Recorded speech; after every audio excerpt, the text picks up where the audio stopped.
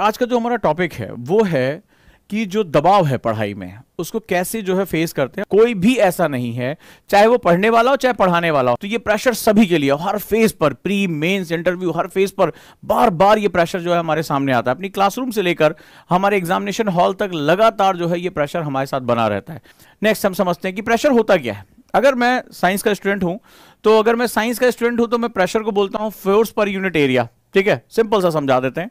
तो एक सिंपल समझाने के लिए फोर्स पर यूनिट एरिया यानी कि प्रति इकाई क्षेत्रफल पर लगने वाला बल जो होता है उसको हम लोग प्रेशर बोलते हैं, उसको हम लोग दाब बोलते हैं। तो हम लोग जनरली कहते हैं बड़ा प्रेशर आ रहा है पढ़ाई में, दिमाग पे बड़ा प्रेशर आ रहा है। तो मैं इसको थोड़ा सा समझाने के लिए सिंबॉलिक यूज करता हूं कि ये फोर्स जो जनरेट कर रहा है हमारे दिमाग पे, जो बल लगा रहा है वो हमारी किताबों का ढेर, सब्जेक्ट्स बढ़ते जा रहा है। अरे यार अभी वो सब्जेक्ट रह गया, यार वो सब्जेक्ट रह गया, यार वो सब्जेक्ट रह गया, ठीक है, वो अभी उसका टॉपिक रह गया, वो अभी अखबार पढ़ना बाकी है, वो नोट्स अभी रिवाइज करना है, वो सर अब की बार सैटरडे को टेस्ट लेंगे। तो लगातार क्या होता है, ये जो सब्जेक्ट्स जो है, किताबें, ये जो अपना धीरे धीरे क्या होती है, फोर्स बढ़ाती जाती है। दिमाग का स्पेस हमारा एक स्थिर है, ठीक है। तो दिमाग का स्थिर ऐसा नहीं कि अचानक से आप जो है कल 12 घंटे 14 घंटे पढ़ना शुरू कर देंगे। ये बहुत धीरे धीरे ग्रेजुअली इसकी क्षमता बढ़ती है, बहुत धीरे धीरे इसकी क्षमता बढ़ती है, लंबे समय तक अभ्यास करना पड़ता है। तो थोड़ी देर के लिए मान लें कि इसकी क्षमता जो है, हमारी जो दिमाग है वो सीमित हो गया है, इसका एरिया सडनली नहीं बढ़ेगा, लेकिन धीरे धीरे किताबों का प्रेशर हमारा बढ़ता चला जाता है। तो इसका मतलब क्या होता है, धीरे धीरे हमारे ऊपर प्रेशर बहुत जम के आना शुरू हो जाता है। अब हम यहीं से अपनी कहानी शुरू करते हैं कि आखिर ये प्रेशर हमारे जीवन में क्या काम करता है। सबसे पहली बात करते हैं, और सभी बिगिनर्स जो अभी बिगिनर्स हैं, जो अभी देर हैं, सबसे पहले हम बात करते हैं पढ़ाई में प्रेशर आता कहां से, क्यों? क्योंकि अगर हम प्रॉब्लम को, बीमारी को उसकी जड़ तक जाकर पहचान लेंगे तो इलाज करना हमारे लिए बहुत इंपॉर्टेंट होगा। और अभी भी हमारे पास बहुत समय है, अगर हम इन गलतियों को सुधार ले जाएं तो प्रेशर ऑटोमेटिकली रिड्यूस हो सकता है। मैं आपको कोई मैजिकल गोली बताने नहीं जा रहा हूं कि ये फलाना विटामिन खा लेना या फलाना दवाई खा लेना और प्रेशर जो है रिलीज हो जाएगा, नहीं। मैं आपको उन तरीकों के बारे में बात करने जा रहा हूं जिसके माध्यम से आज प्रेशर को बहुत प्रॉपरली डील कर सकते हैं, बहुत ही अच्छे तरीके से उसको अपनी लाइफ में लेकर आ सकते हैं। तो चलिए हम लोग शुरू करते हैं। पढ़ाई में प्रेशर आता कब है? नंबर 1, प्रोक्रेस्टिनेशन यानी टाल मटोल की आदत। 99% जो प्रेशर होता है वो आप खुद जनरेट करते हैं।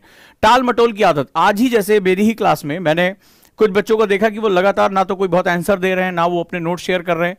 तो वहां पर आज मैंने एक टेस्ट ले लिया सिंपल सा, और वहां पर देखा कि क्या हुआ कि पढ़ाई गई चीजों से अगर टेस्ट लिया तो भी उसका जवाब नहीं दे पा रहे हैं। और ये मेरे ख्याल से जहां हमारी क्लासेस में बहुत ज्यादा इंटरेक्शन होता है, हम बहुत ज्यादा एक दूसरे के साथ बात करते हैं, हम एक दूसरे की जो है वो चीजों को सुधारने का प्रयास करते हैं, अगर वहां पर भी आप जवाब नहीं दे पा रहे, एक एक चीज को, मैं जो ज्योग्राफी जब पढ़ाता हूं तो उसकी एक एक चीज को जो है डील करता हूं, अगर वो सिंपली इसका जवाब नहीं दे पा रहे तो इसका मतलब है कि प्रेशर को वो डील, इसका मतलब प्रोक्रेस्टिनेशन कर रहे हैं।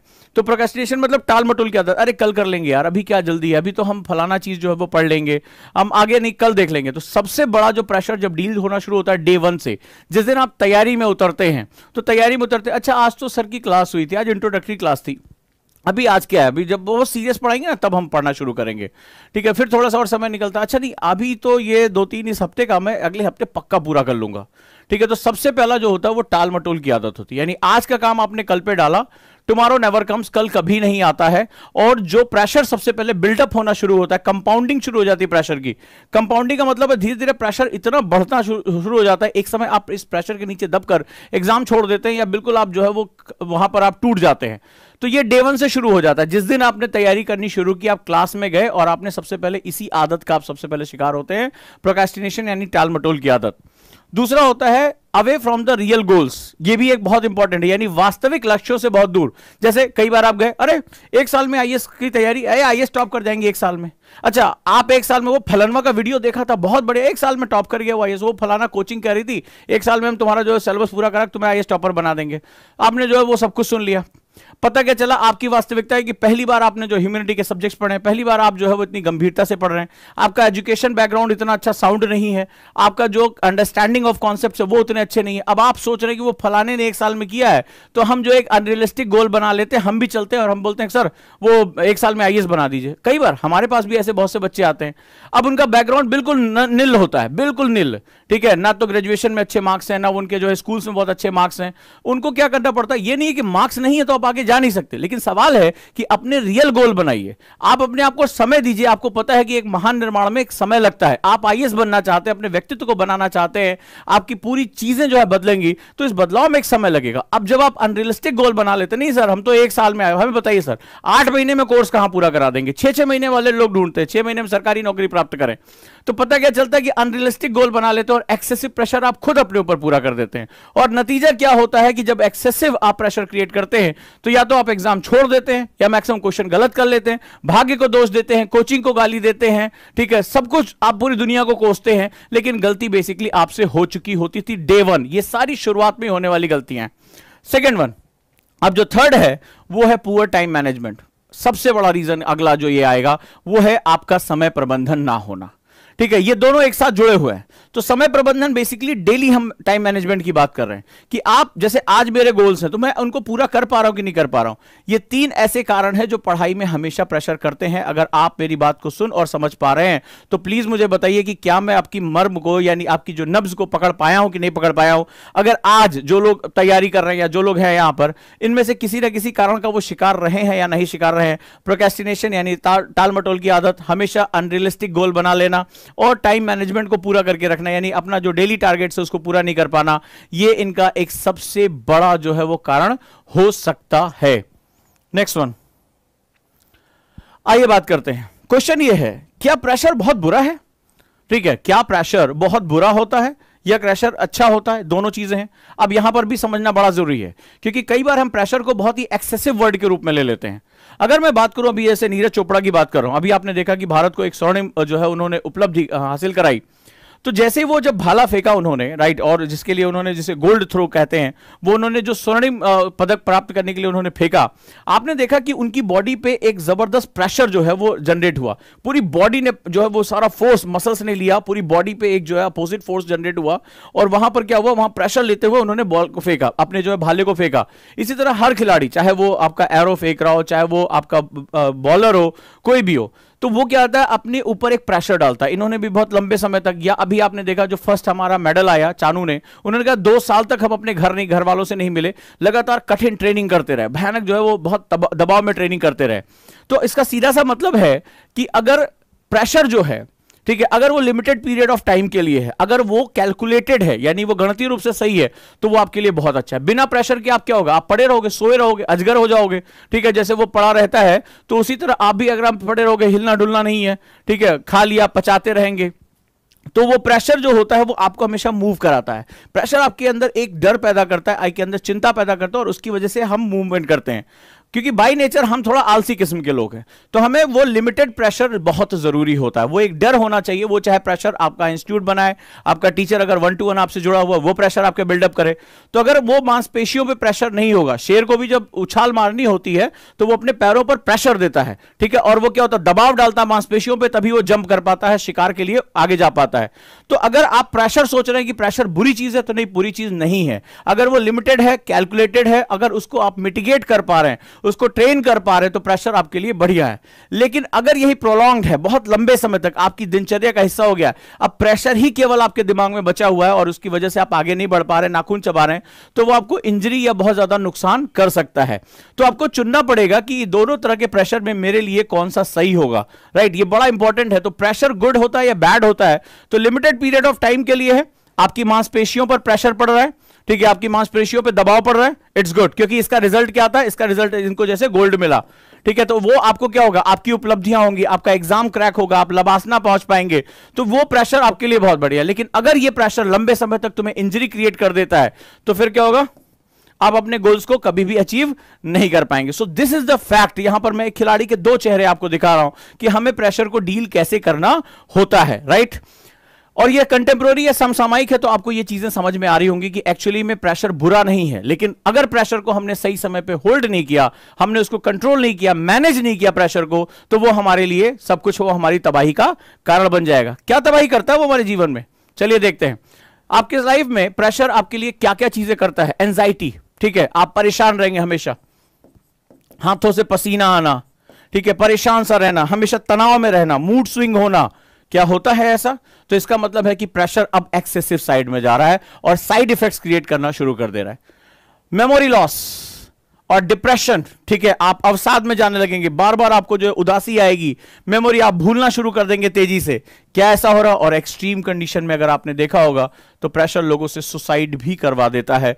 हमारे बच्चे जो हैं वो एग्जाम में जब फेल हो जाते हैं या एग्जाम को नहीं क्रैक कर पाते तो वो सुसाइड तक करने के लिए मजबूर हो जाते हैं। ये वो एक्सेसिव प्रेशर है जो आपने देखा होगा कि लगातार हमारे अंदर चलता रहता है। सवाल यह है कि हमारे दिमाग के अंदर है, हम किसी को इसके बारे में ना बता सकते हैं ना किसी के साथ साझा कर सकते हैं, लेकिन एक्सट्रीम कंडीशन में ये लोगों को सुसाइड करने के लिए भी मजबूर कर देता है। तो अगर आपको भी परेशानियां बार बार हो रही है, मूड स्विंग हो रहा है, बहुत ज्यादा एक्सेसिव जो है वो घबराहट सी होती है, हाथ पैर कांप रहे हैं, डिप्रेशन, मेमोरी लॉस, तो इसका मतलब है आप प्रेशर को प्रॉपर्ली डील नहीं कर पा रहे हैं, which is a very very dangerous segment. बहुत ही खतरनाक जो है ये हालात यहां पर जनरेट करता है। तो ये होता है प्रेशर का जो है वो सबसे बड़ा साइड इफेक्ट।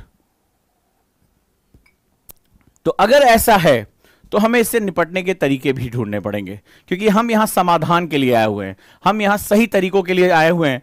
तो ये चीजें अगर आपके साथ हो रही तो इसका मतलब समझ लीजिए कि प्रेशर बिल्डअप हो रहा है। आगे चलते हैं और बात करते हैं how to deal with pressure. इस प्रेशर के लिए, एक्सेसिव प्रेशर को हम डील कैसे करेंगे? क्या ये डील की जा सकती है? बिल्कुल की जा सकती है। जिन्होंने डील कर लिया वो विजेता बन जाएंगे। कोई भी ऐसा स्टूडेंट आज तक मुझे नहीं मिला जो सक्सेस हुआ और जिसको प्रेशर से ना गुजरना पड़ा। डेफिनेटली बिना दाब के तो कोयला हीरे में बदलता ही नहीं है, प्रेशर तो कोयले को हीरे में बदल देता है। तो अगर कोयले को हीरे में बदलना है तो उस प्रेशर को उसको बियर करना पड़ेगा, उसको बर्दाश्त करना पड़ेगा, तभी कोयला हीरे में बदल पाता है। तो अगर आपको भी हीरे में परिवर्तित होना है, आपको भी बेशकीमती बनना है, तो इस आपको बर्दाश्त करना पड़ेगा। लेकिन सवाल है कि क्या हर चीज, क्या कांच जो है वो दबाव को बर्दाश्त कर लेगा? कांच टूटकर बिखर जाता है, हीरा निखर जाता है।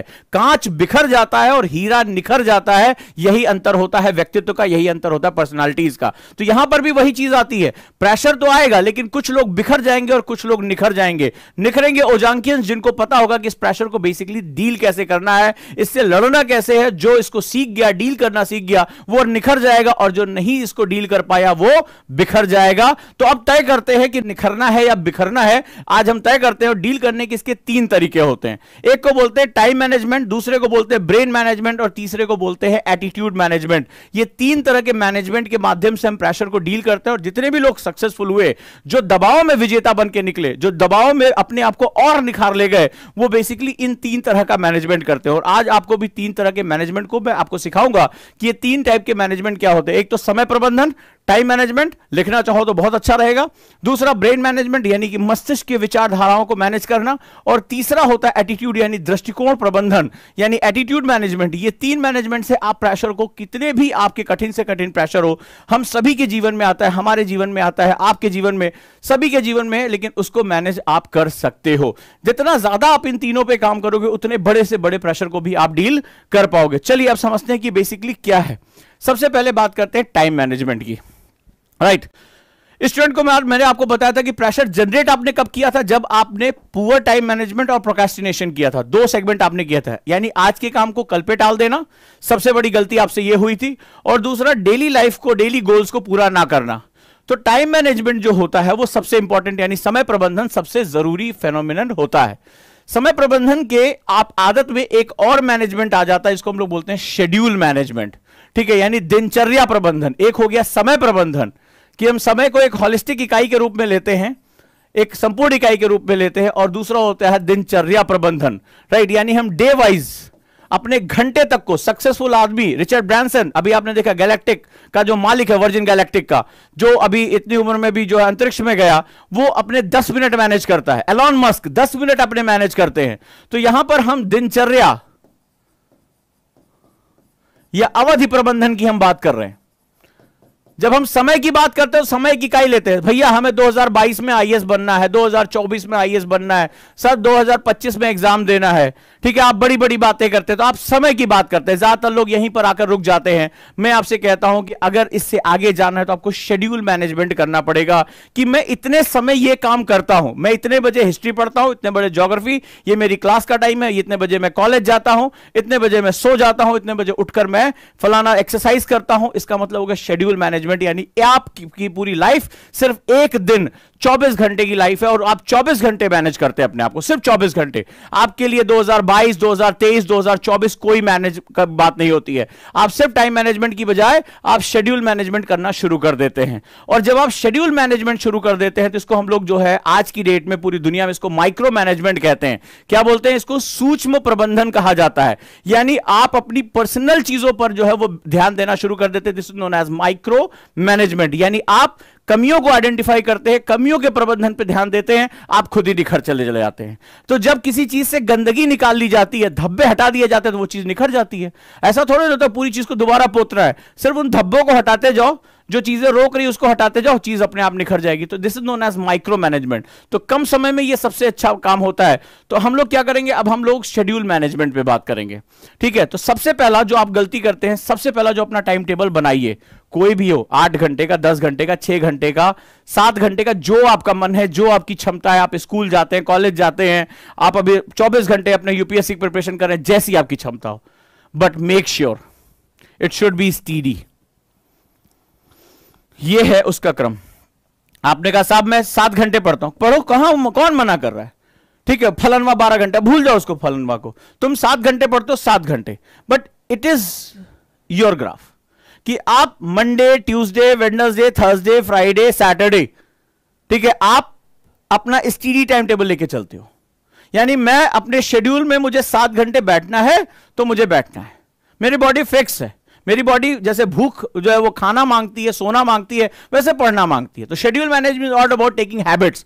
ठीक है, वैसे मेंटेनिंग द प्रॉपर हैबिट्स। तो शेड्यूल मैनेजमेंट, आप एक हैबिट बना, पढ़ना आपकी हैबिट हो गई है, तो आपने स्टडी टेबल बना लिया। ज्यादातर बच्चे इस तरह का टाइम टेबल बनाते हैं, आज मंडे, अब भाई आज पढ़ेगा, आज तो भाई साहब उठा के 9 घंटा पढ़े, अगले दिन जो 1 घंटा पढ़े, फिर अगले दिन 2 घंटा पढ़ लिए, फिर आधा घंटा पढ़े, फिर 1 घंटा पढ़ लिए, फिर किसी दिन 4 घंटा पढ़ लिए, 7 घंटा, 8 घंटा पढ़ लिए, फिर 0 हो गए। तो ये क्या होता है, ज्यादातर आप जानते होंगे कि आपका टाइम टेबल ऐसे बनता है। हां या ना? ठीक है, हां या ना मुझे बताइए, क्योंकि ये शेड्यूल मैनेजमेंट करने के लिए आपको हैबिट मैनेजमेंट करना पड़ेगा। आपको आदत में लेकर आना पड़ेगा, अपने दिमाग को सिर्फ एक ही चीज पर फोकस रखना पड़ेगा। तो आपका ये सोशल मीडिया, फलाना मीडिया, मित्र, दोस्त, शादी, यार, परिवार, सब किनारे हो जाएंगे, क्योंकि ये सभी आपका समय मांग रहे हैं। सोशल मीडिया आपका समय मांग रहा है, फेसबुक आपका लाइक जो है वो समय मांग रहा है, मित्र यार की शादी समय मांग रही है, परिवार समय मांग रहा है, कहीं भी जाना है, बकैती करना है, समय मांग रहा है। और समय जब मांग ले जाएगा तो शेड्यूल कहां से मैनेज करोगे, क्योंकि तुम्हारे पास तो 24 घंटे ही हैं। समय तुम तब दे पाओगे ना जब तुमने सोचा कि अरे भाई अपन 2 साल बाद आईएएस तो बनेंगे ही बनेंगे। ठीक है, जब तुमने ये कहा था तब तुम समय की बात कर रहे थे। जब तुम इस पे आ गए तो वहां पर 24 घंटे ही बचे भाई मेरे, मैं तुम्हें कहां से दूंगा? तुम क्वेश्चन पूछोगे उससे, मैं दूंगा कहां तुम्हें से? चाचा तुम मुझसे 1 घंटा कह रहे हो, चलो आप घूम के आते, 12 बज रहा, चाय पी के आते, कहां से दूंगा मैं तुम्हें समय? है ही नहीं मेरे पास। बोले अबे जब ये वाली बात होती है, अबे यार कल पढ़ लेंगे, ये जितने भी लोग ये कहते हैं कल पढ़ लेंगे, भाई साहब संडे को पूरा दिन भर पढ़ेंगे।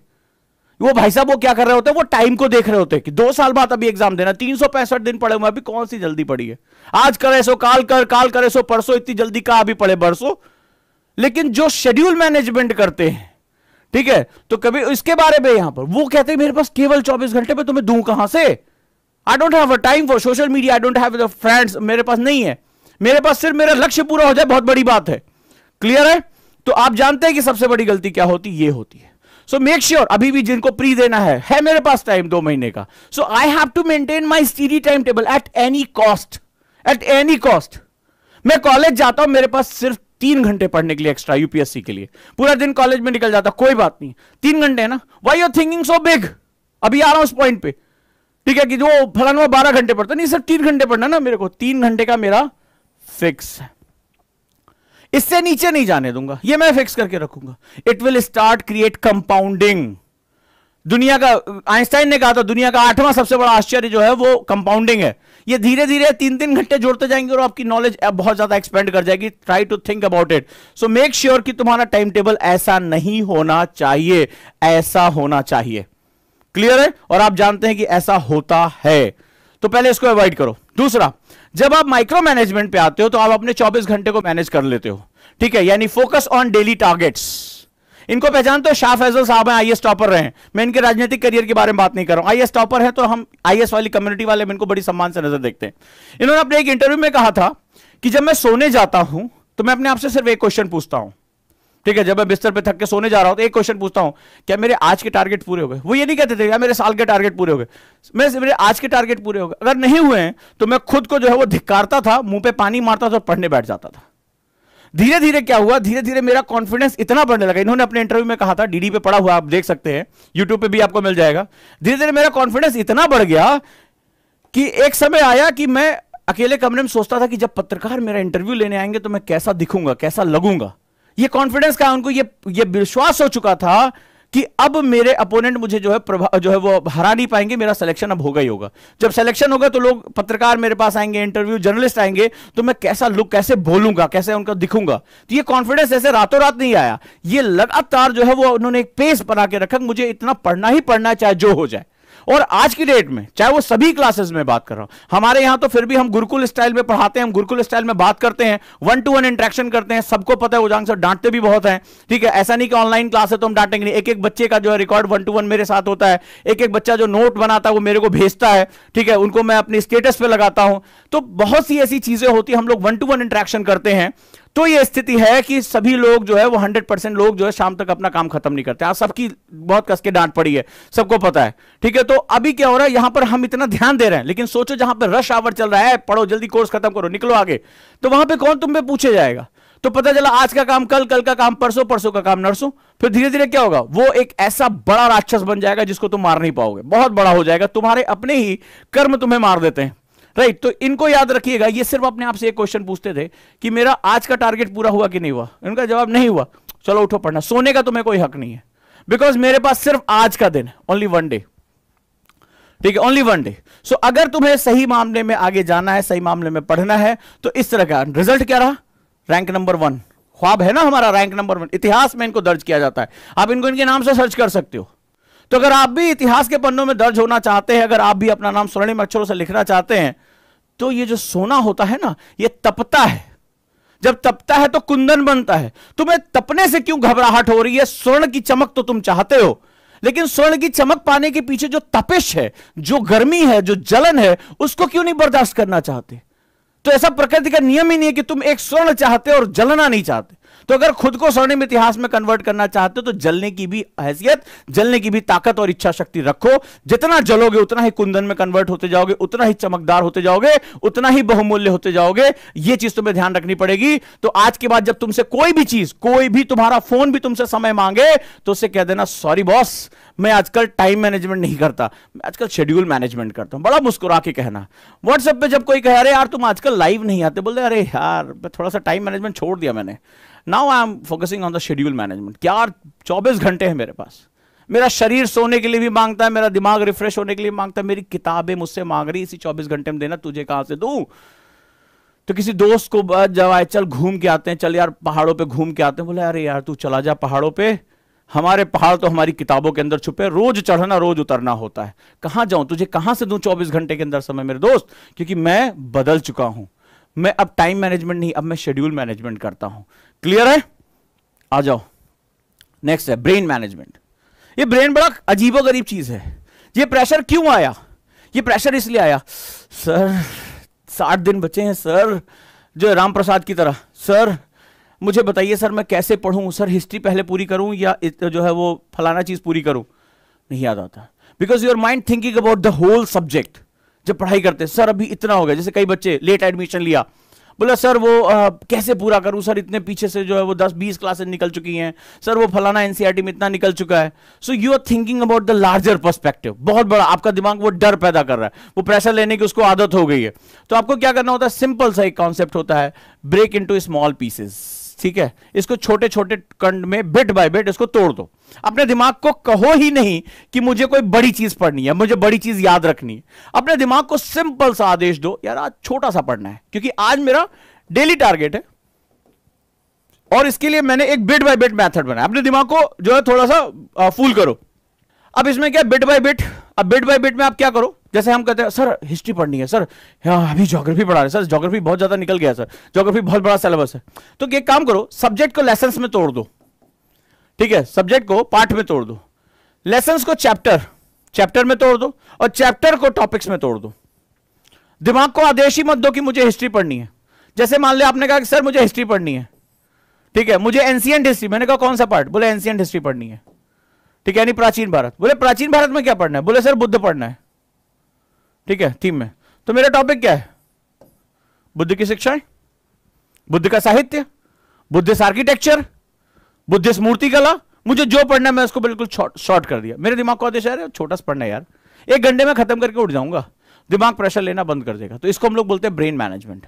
डेली अपने आप को ये करना पड़ेगा यार, ये छोटा सा पार्ट है, इसको ये मत बोलो अरे अभी हिस्ट्री पढ़ना है 15 दिन। आप लोग टाइम टेबल कैसे, 15 दिन हिस्ट्री, 15 दिन ज्योग्राफी, 15 दिन पॉलिटी, पता सोचने में 15 दिन निकल जाते हैं, फिर प्रेशर बिल्डअप होता है, छोड़ यार इस बार जाने दे। नहीं, आप क्या करिए, माइक्रो मैनेजमेंट करिए, सब्जेक्ट को छोटे से टॉपिक में लेकर आइए।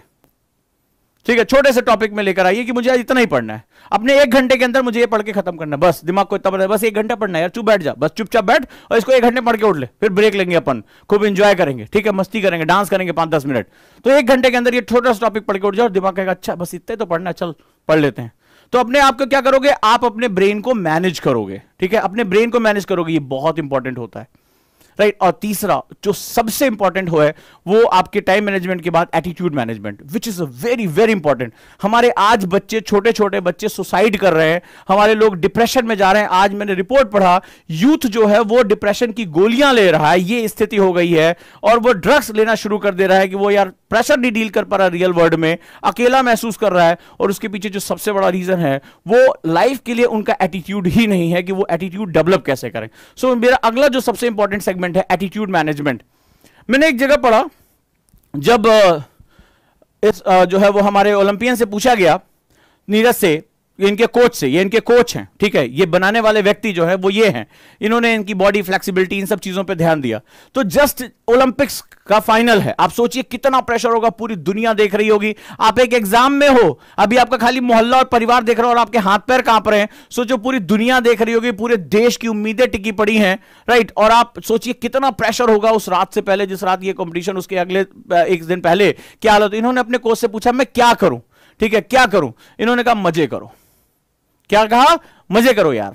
ये देखो सिंपल, ये अखबार में आया हुआ था, तो कहा, बोला मजा करो, enjoy your life, it is just a game, it's just a game, this is known as attitude, this just exam. ठीक है, कोई भी एग्जाम, आप चाहे 12th में हो, बोर्ड में हो, मेरे भाई, किसी भी लाइफ के किसी भी हिस्से में, it's just a exam, right. An exam, इससे ज्यादा कुछ नहीं है। सो अपना एटीट्यूड रखो कि मेरी जिंदगी ये तय नहीं करेगा, ठीक है, मुझे खेलना है, मुझे अच्छे से पढ़ना है, मुझे अपने आप को, दुनिया को बताना है कि मैं कौन हूं, मैंने बढ़िया से किया, रिजल्ट मेरे पक्ष में आए ना आए, दैट इज, हमारे यहां कहा भी गया है, कर्मण्येवाधिकारस्ते मा फलेषु कदाचन। तो कई लोग पूछते हैं अगर फल का नहीं होगा, गोल नहीं होगा, दैट इज, फल इज नॉट अबाउट गोल, फल इज नॉट अबाउट द जो आपके एक्सपेक्टेशंस हैं, फल is all about expectations. Expectation always create pressure. तो कहा गया कर्मण्येवाधिकारस्ते मां फलेषु कदाचन, ठीक है। तो यही बात वो पूरी दुनिया कहती है कि एंजॉय करो कर्म करने पे, फल को लेकर एक्सपेक्टेशन मत करो, नहीं हुआ तो क्या होगा, अरे हो गया तो क्या होगा, don't think about that, enjoy the process, ठीक है। भगवत गीता भी कहती है एंजॉय द प्रोसेस। ये कर्म जो है, कर्म, लॉ ऑफ कर्मा को फॉलो करो। बोले डेली का डेली मुझे पढ़ना है, मेरा विद्यार्थी धर्म है, ठीक है। तो what is the meaning of यार, जो धर्म क्या है, मेरा विद्यार्थी जीवन है, मुझे पूरे टाइम अपना पढ़ाई करनी है, मुझे जो भी समय मिल रहा है अपने पढ़ने के लिए लगाना, अपने गोल्स के लिए लगाना है। So let me enjoy my day, let me enjoy my day and think is as an exam. सिर्फ एग्जाम है यार, ये मेरी जिंदगी नहीं डिफाइन कर सकता, तबाह नहीं हो जाएगा कोई इसके बाद। तो उन्होंने भी एक बात कहा कि अपने माइंड को रिलैक्स रखो, क्योंकि माइंड अगर प्रेशर ले लेगा तो फिर तुम अपना परफॉर्मेंस नहीं कर सकते। और आपने देखा एक वीडियो वायरल हुआ इनका कि जैसे उन्होंने हाथ से छूटा, इन्होंने जश्न मनाना शुरू कर दिया। आपने देखा होगा, जैसे ही हाथ से छूटा वो जश्न मनाना शुरू कर दिया। ये वीडियो बहुत वायरल हुई, इनको पता था मेरा भाला, अब ये भाला गया, अभी हवा में है, इन्होंने जो है वो क्या किया, जश्न मनाना शुरू कर दिया कि हाँ बस नंबर 1 आ गए। क्यों? Because of practice. इन्होंने अपना कर्म बहुत अच्छे से किया था, इन्होंने प्रैक्टिस बहुत अच्छे से, इनको था कि I am perfect in practice, result तो अपने आप आएगा, ठीक है। If your process is good तो result will go, outcome automatically falls on this place, तो अपने आप ही वो वहां पहुंच जाएगा। तो same thing is happen to you, you are fearing about the result, sir result क्या होगा, सर रिजल्ट क्या होगा, सर पता नहीं हमारा पे हो नहीं रहा है, and you are not following the pressure. पूरे दिन भर नाखून काट रहे, सर पढ़े ना पढ़े, नहीं, फॉलो योर प्रोसेस। अपना, मेरा काम है विद्यार्थी के रूप में मुझे पढ़ना है, रिजल्ट अपने आप ही जो है वो बन के तैयार हो जाएगा। You are most of the time you focusing on the result. Sir UPSC बहुत कठिन है क्या? सर वो लोग कह रहे थे कि यूपीएससी में जल्दी होता नहीं है, सर वो हिंदी वाले का बिल्कुल नहीं होता है। 50 तरह की चीजें तुम पूछ रहे हो and you are not doing that, your karma. किताब पढ़ने बैठ रहे हो, पता नहीं मैं सही पढ़ रहा हूं कि नहीं, दत्त सुंदरम पढ़ रहा हूँ, वो कोई कह रहा था मिश्रापुरी ज्यादा अच्छी है, तो मिश्रापुरी पे तुम्हारा ध्यान लगा है। विपिन चंद्र पढ़ रहे, सर विपिन चंद्र ज्यादा कह रहे थे, सर वो फलाना एक वीडियो में देखे थे, शेखर बंदोपाध्याय सुने बड़ी अच्छी है, ठीक है। फिर ये पढ़ रहे हो, तुम्हें उसकी याद आ रही दूसरे की। मेरे क्लास में भी ऐसे बहुत से ऐसे स्टूडेंट आ जाते हैं एनसीईआरटी में। अब उनको पढ़ा रहा हूं इकोनॉमिक्स, सर वो फिलॉसफी ऑप्शनल कैसा होता होगा।